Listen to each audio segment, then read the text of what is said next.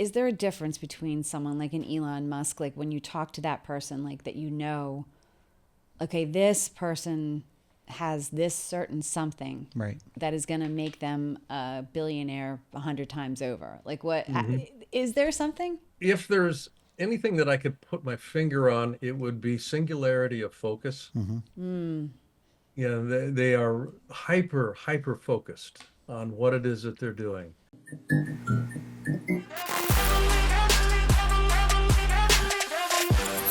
Hey, welcome everybody. So, did you ever wonder how titans of industry become titans of industry? Like, what do they have that you don't have? Well, I'll tell you, one thing they have is today's guest, Blaine Bartlett on Speed Dial. Blaine is a master coach. He's worked one-on-one with some of the biggest names in the world. And we're talking top level players at the World Bank, international governments, AT&T, Starbucks, AstraZeneca. The list is huge. And what he does for them today, he's going to do for you. We're going to get access to one of the best coaches who's going to help you dominate your day every day so you yourself can become that titan. Welcome. How you doing, buddy? Good to see you. Hey, it's great to be here. Mark, Stacy, thank you for the invitation. I love what you're up to. I love what this show's about. Wow, you're definitely fitting the guru and game changer mold for sure. Sure. So we're happy to have you here. And I know this is kind of weird, but I want to start off with kind of something a tiny bit dark because I watched your TEDx talk, okay? And I heard you speak about like the way you described how we live our lives well. I'm kind of reading this too, by dying the right way. Yeah, What are we dying for? that's a great question. Yeah, I get one life.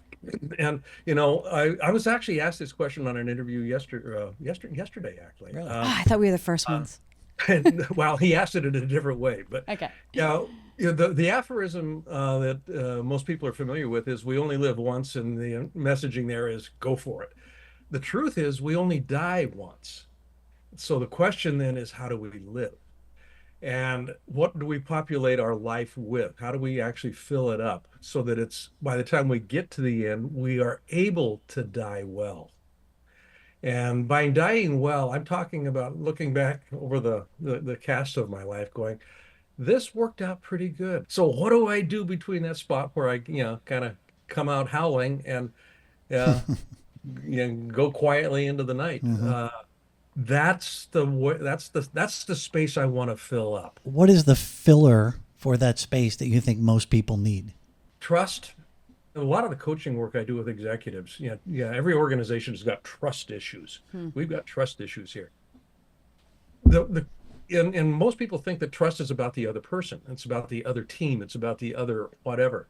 Trust has to do with, do I trust myself to be able to have to handle the consequences of being direct, open, and honest, of being authentic? Do I trust myself to handle the consequences of being authentic in this moment in time? And if I trust myself to do that, I will be authentic. And it's in that authenticity that life actually comes to bloom. And that's what I want to play with. What about purpose? Is that something that's important too for people at the end of time? So rather than, stressing about landing on a purpose, it's a living question. What's my purpose? And if I can keep that living question in front of me, I'll be able to, calibrate what's needed now. What do I need to hold on to? What do I need to let go of? And what do I need to take on new? Those I sorts love of. that.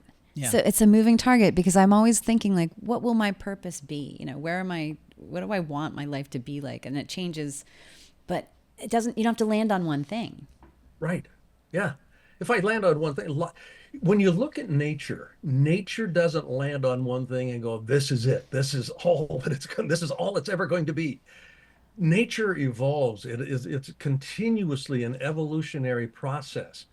And I've got 11 acres here, on this island that I live on. And I go walking in the woods, and what was there yesterday has now moved a little bit. And has the purpose changed? Well, I don't know, but something has changed. Something has moved.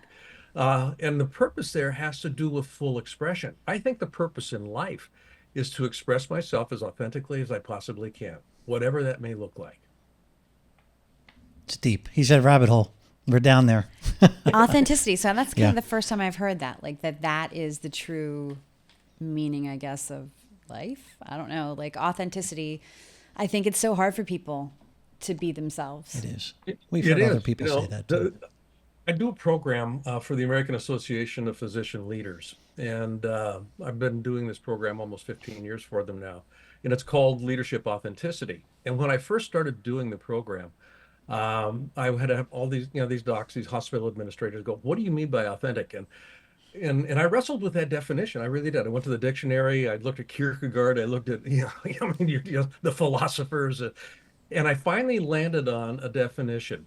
Authenticity is what I'm left with when I stop trying to manage your perception of me. Say that one more time. Authenticity. Authenticity is what I'm left with when I stop trying to manage your perceptions of me.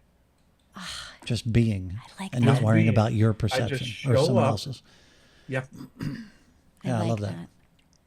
That's It's like, deep. I heard someone say hard to get recently, I can't remember, I think Mark Manson said, practice having people not like you, because looking for people to like you is like a Oh, prison.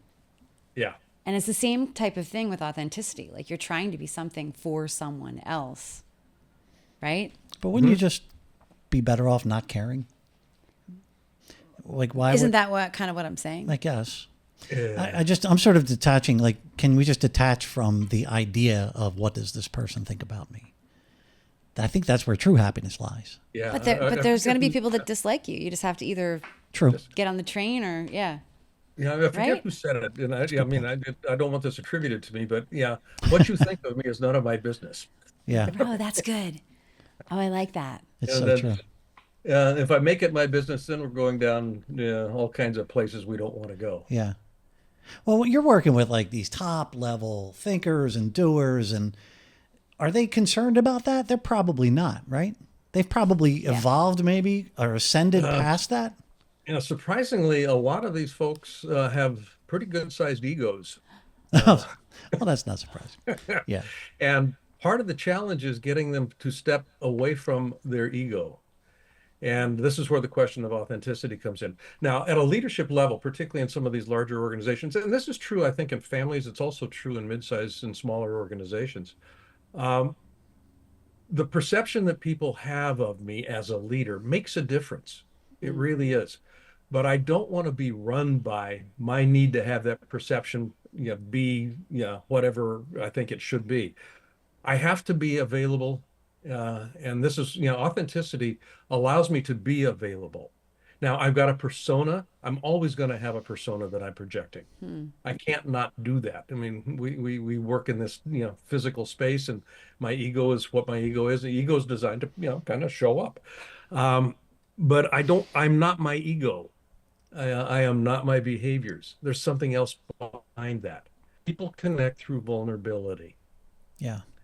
And when people are vulnerable, which is another way of saying authentic, it gives room for people to connect with me. There's now access. Now, vulnerability is scary, because I'm exposed. So you've been brought in, right, to many companies over the years. I said it in the intro, very big companies, very, very big players. What's the number one type of resistance that you get? You mentioned ego. I mean, maybe it's centered in ego, but what stops you from being as effective for that person? As a coach? Yeah. Yeah. Well, I'll go back to the notion of vulnerability. That people connect through vulnerability. They also disconnect through certainty. And when a lot of these leaders, a lot of these executives are, they've got a mindset about the way things are supposed to be done. And being able to break through that mindset. Most people would rather be right than get what they say they want. And I think that's just a universal human condition. We'd rather be right than get what we say we want.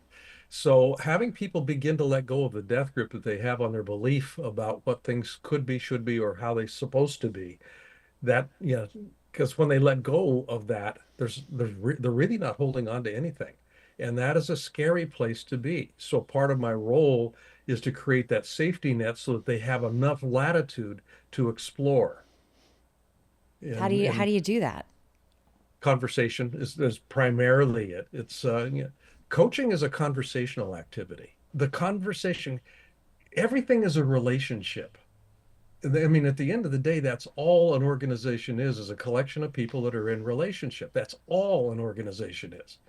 Now, the easy, visible piece is the interpersonal relationship, but they also have relationships with values, with beliefs, with work process, with vision, with goals. There's a relational component to all of that stuff. They have a relationship with their chairs, the people that are sitting in them. And if all of these varied relationships are working pretty good, you got a pretty good shot at being successful. But most leaders don't pay attention to the qualitative nature of those relationships. And they live in conversation. The qualitative nature of relationship lives in conversation. Yeah, how I describe something to myself determines how I feel about it. How I feel about it generates my behavior. And a lot of people will spend a lot of time, and this is particularly true in organizations, trying to change people's behavior so that they can get a different result. Trying to change somebody's behavior, I mean, I'm married. That's a fool's errand. She's pretty awesome, though. We met her too. And Yeah. not that we're taking sides. But Not yeah. right here. But if Yeah. I can change somebody's description, how they're describing something to themselves, it changes the nature of the relationship that they have with that thing. And at that point in time, we've got some room to move. So it's a self-talk That's great. thing. That was like leading right into my next Yeah. question, which was how important are human relationships for happiness? I think that's all there is. I mean, Yeah. truly, first of all, happiness is an internally generated state. We tend to assign happiness to things around us. There's no thing out there but me. Everything is a projection of my internal conversation. It's an internal state projected externally. And so I'm continuously interacting with versions of myself, the good sides and the bad sides, the shadow side, the light side.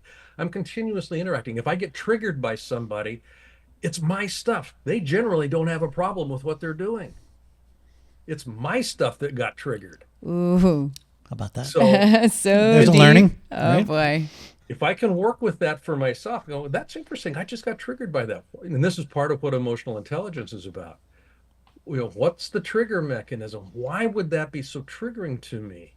And this goes to Viktor Frankl's point of between stimulus and reaction, there is a space. And in that space, I can actually do a lot of work so that the reaction can now be can become an intentional response Right. that is more generative than it is destructive. You're talking to Stacy, who is a small, medium, mid-sized business owner many Small. times over. Small. Small. And myself, similar. Why are we not Elon Musk? Why are we not this top tier Yeah. What executive? happened right? to us? What is it? Is it the lack of ego? You're saying Hey, you have no stop. beg to differ. Sorry. Go ahead, Blaine. I mean, I don't know you guys real well, but I've got a hunch that you're actually doing some pretty good stuff in your life. Is there a difference? And I'm not saying it comparatively. Like, is there a difference between someone like an Elon Musk, like when you talk to that person, like that okay, this person has this certain something Right. that is going to make them a billionaire 100 times over. Like, what is there something? If there's anything that I could put my finger on, it would be singularity of focus. They are hyper focused on what it is that they're doing. I mean, it's not an accident, I think, that some of these folks, legitimately could be diagnosed as being on the spectrum in some way, shape, or form. And that's a beautiful thing, a particular way of being and thinking and doing that allows for them to cut out all the noise. And it's the cutting out of the noise that allows them to be particularly effective in those domains.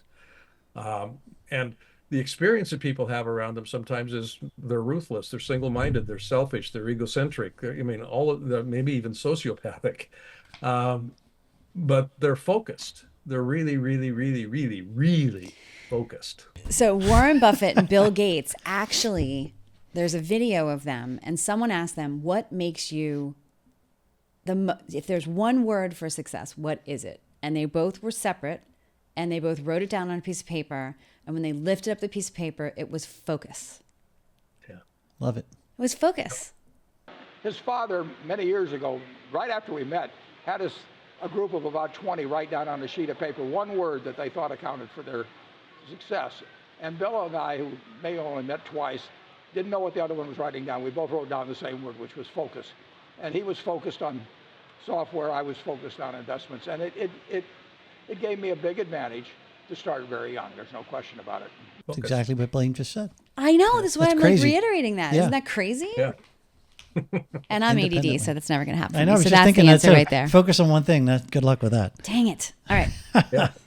Some people, I mean, they're very happy doing that. Other people in ADD, it drives them crazy being focused. Oh, squirrel. Yeah. All Yeah. that Let's do this. Let's do that. Let's do this. Oh, this is going to be fun. Aside from the relationship thing, which 100% agree with, what's the most common, maybe, I don't know how to put this, the most common aha moment that the people you work with have? The most common aha moment. Huh. I've literally never been asked that question. Aha. Aha. Well, there must be, I mean, I'm sure there's differences in every individual, but there has to be some sort of theme when you're working with these high level executives that they say, you know what, that's a good point. Like, Or, wow, I really can't believe need- you. Yeah. I need to employ that. Yeah. And I think it is going to be very situational, but I know that something has dropped it literally dropped. I mean, the penny drops, so to speak. It's kind of like there's a shift in the shift in thinking happens when there's a shift in physiology. And that's, when all of a sudden somebody, literally will light up, they kind of sit up, they go, Oh, I see. yeah, never thought of that. Or, wow, I think we could do this.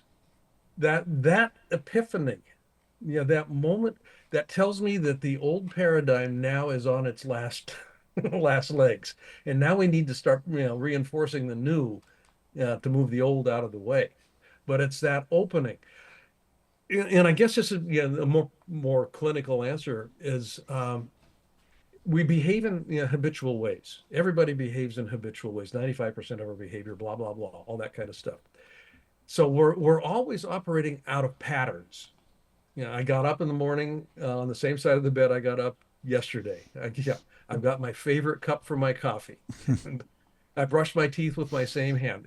Patterns. It's all patterns, and there's a great conservation of energy component to that. I don't want to have to think about it every time, but it makes it really difficult to introduce something new as long as the patterns are running. When you can interrupt the pattern, it makes it possible to put something else in place. And until the pattern can be interrupted, and that's what the aha signals. Aha, the pattern has been interrupted. When aha happens, then something new can be dropped in. And if it's, worked well, it can actually take root and flourish and grow. But it's, the aha-ness is the pattern interrupt. Let me restate. What's on the other side? What's the payoff? Who was it? Oscar Wilde, I think, talked about utopia. Having landed at the shore of utopia, we cast our eyes out across the ocean again, and we see another land, another utopia. And so that's how humankind, that's how humans progress in life, is imagining utopias. Part of the way that I define success has to do with the pursuit of a worthy ideal. That ideal continues to evolve, and this kind of goes back to the notion of purpose again, Stacy. It's an evolutionary question. So when people have, to your point, Mark, when they kind of got on the other side, they can't afford to rest on their laurels in one sense, because the spirit wants to continuously express itself. Mm-hmm. And this expression manifested in this way, boy, that was cool. How else does it want to now manifest? This book, Compassionate Capitalism. In my lifetime, compassionate capitalism will probably not see the light of day. There will be organizations and some companies that actually begin to do some stuff with it.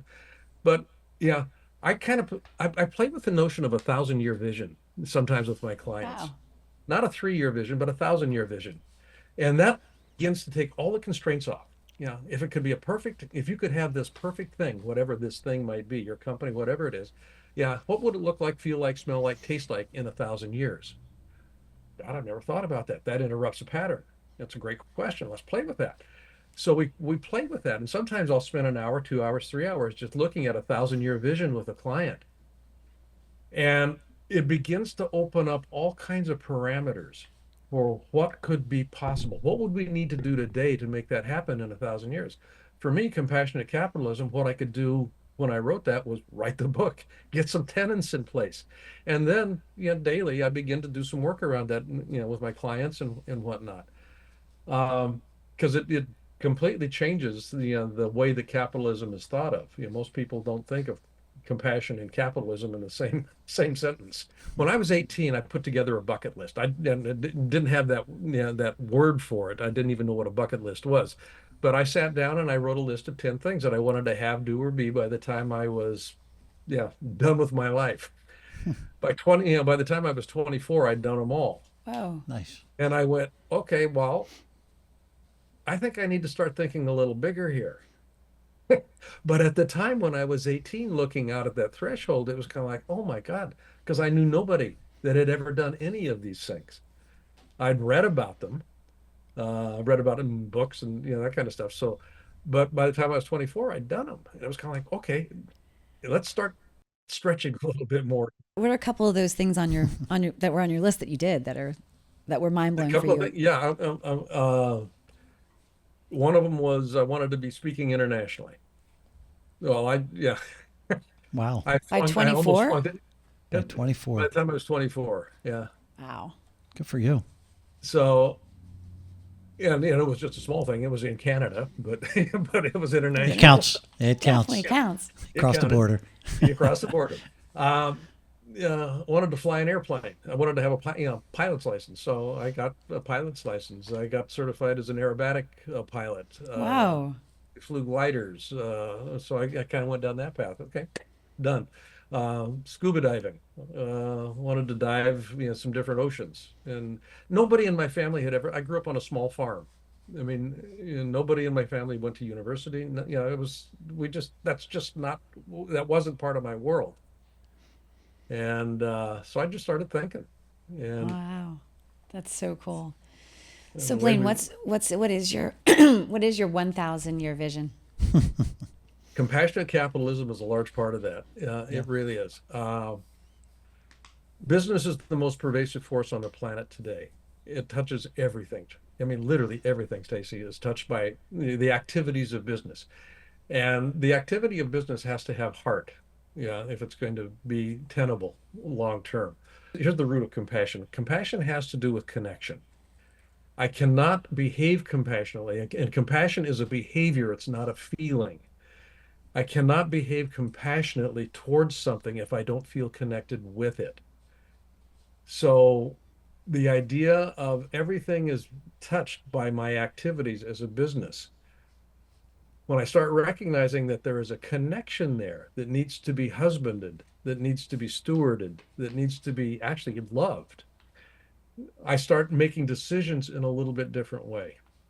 I start conserving resources or deploying resources in different ways. I treat my people differently. I treat my customers differently. Yeah. How do people feel about themselves when they're in the presence of my service or my business or my product? I mean, how do people feel if they feel uplifted? I'm doing a pretty good job. And I think that the purpose of business is to enhance the quality of life on the planet, enhance the likelihood of thriving for people, not just people, but for life on the planet. The purpose of business enhance the likelihood of thriving on the planet. And if you're doing that well, you're going to have no problem having customers. And that starts with the leaders of the companies who you're speaking with. And then do you think that businesses can have souls? Businesses, I don't think anything can't not have a soul. Right. Some of them seem like they don't, just saying. Yeah. Oh, and that's they why should. when you look inside these organizations, people feel dead. I mean, they aren't alive. They're not creative. There's minimal amounts of ingenuity and creativity going on. Life is creative. Life is generative. life is expressive. And every company started with that. Every company had a germ that wanted to flourish, that wanted to come out into the light of day. And at some point in time, the business systems, we were an organization that had a purpose. We were a purpose that needed a business to facilitate its expression. And all of a sudden, we became a business with a purpose as an afterthought. And you get it reversed. We need to have that purpose, and that purpose is continuously evolving. A purpose with a business to deliver on that purpose. And it's about a 51-49 split, because you gotta run the business. You gotta run it. And it needs to be profitable in order to do it. So you need to be smart about how you're doing this. I mean, I worked with Nokia for about 12 years and led a good portion of their international leadership process over that 12-year period. When I started working with them in the mid 90s, they were selling rubber boots. They were selling TV sets. They were selling tires. They were selling farm implements. They were selling cable. Wow. They were a conglomerate, and they were primarily focused in the Nordic area. And they had this little division, telephony, that they thought they could do something with. And they ended up being the most dominant telephony player. They were the largest telephone manufacturer on the planet, by the year 2000. And then they took their eye off the ball. There's a whole other story there. One of my questions was going to be, do you feel like a business can have too much soul? Too much I soul. think I've answered that question. I think it's obvious no. But Yeah. maybe it could be if it's at the detriment of the business. But I don't know how that would exist. I don't know. Yeah, I don't either. But again, I think it's a 51-49 proposition in terms Well of you want to keep the 51 in front, which is the soul of the business. Yeah. But you need to be able to operate the business. The oldest company on the planet today is a hotelier in Japan. I think it's almost 1,800 years old. It's been in the same family for 1,800 years. Wow. Round numbers, round numbers. They had no desire to be a Marriott. They had no desire to be a Hilton or any of these large chains. They're in the same location. They've been there for 1,800 years, and owned by the same family. And they just keep coming back to who we are. Who are we? How do we express who we are in our service? And they've changed the buildings, obviously, and all that kind of stuff. But the core has remained the same, and they've run the business for, again, round numbers, about 1,800 years. That's crazy. It's interesting. I'm reflecting, but when I first opened my agency, I have talent agency, I still have it to this day. Right next to my computer, on a sticky, little yellow sticky, I wrote the word fair. And I said, that's going to be the guiding principle of this business. I'm going to be fair to my vendors, I'm going to be fair to my talent, I'm going to be fair, fair, fair. Everything has to work. Nobody can win or lose. It has to work for everybody. I may take that down now and put the word soul up there. I like that better. It's far more encompassing. Yeah. And it just means more. And I love the 51-49 angle. It's like it doesn't have to dominate, but it still dominates. Yeah. I love that. Yeah. I can't remember a meeting that I was in with any executive at Nokia in the time that I was there, where we did not begin the meeting with a review of the core values of the company. Wow. Okay, we're going to be making decisions. And they had 4 core values. Here are the 4 core values. How do these line up? How does this decision we're about to make line up with these 4 core values? And it wasn't about being perfect and hitting all 4 of them. Sometimes we missed one. But the values informed the decision-making process, and that's that 51-49 dynamic. We've got a decision to make here. It's a business decision, but it needs to be run through the filter of the soul of who we are. I love that. Yes. It's great. It's good stuff. So what's next for you, Blaine? Where are you going with this career? Because you're young. You're young in this career. I'm a kid. I'm You're just just a a kid. I want to do more speaking. I mean, I honestly, one of the grandkids asked me a couple of years back, when am I going to retire? And that word is so foreign to me. I cannot imagine not doing what I'm doing. I love it. That's wonderful. I'm kind of going back to purpose. My purpose in life is to teach. And that's I light up when I'm teaching, and Teaching has all kinds of different attributes to it, but yeah, when I'm actually engaging and actually making a difference with the people with whom I'm, talking and working, boy, the world is my oyster at that point. I love it. I love it. I don't necessarily want to hop on an airplane every time to go do it, which is part of the nature of a consulting business. So I'm looking at different ways that I can deliver messages and deliver the work, and this certainly is one of them, just being able to be on a show like this that has such a reach so that people can actually access some information that they perhaps couldn't have gotten before or hadn't thought about before. That's what's up for me. And I'm going to be doing this until I die. Yay, because we need you in the world. And how can we help you get whatever you're looking for to get more of? Oh, I mean, if you've got folks that want to talk, where should they go? Somebody to talk to them, if there's a speaking engagement or, any of that kind of stuff. I mean, I'd love to be able to talk about, just a number of different things that I think are germane to how people are living their lives today, particularly when we look around and go, this sucks. Yeah. And you have, how many books do you have now? I've got 5. 5. Can you just rail them off for me? There's the first one was a coaching book, three-dimensional coaching.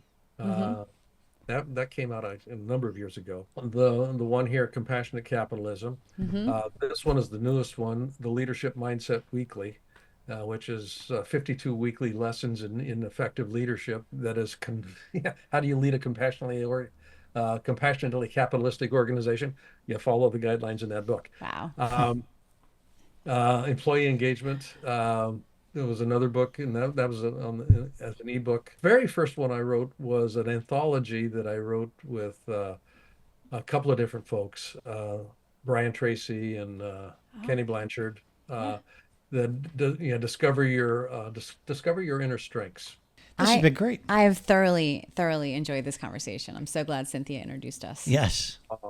Thank you. Has been I'm wonderful. glad she did too. You guys are delightful. Thank I love you. the questions. Thanks. That's we fantastic. Well, thank you for joining us. It's been wonderful. And thank you guys for watching. We'll see you soon.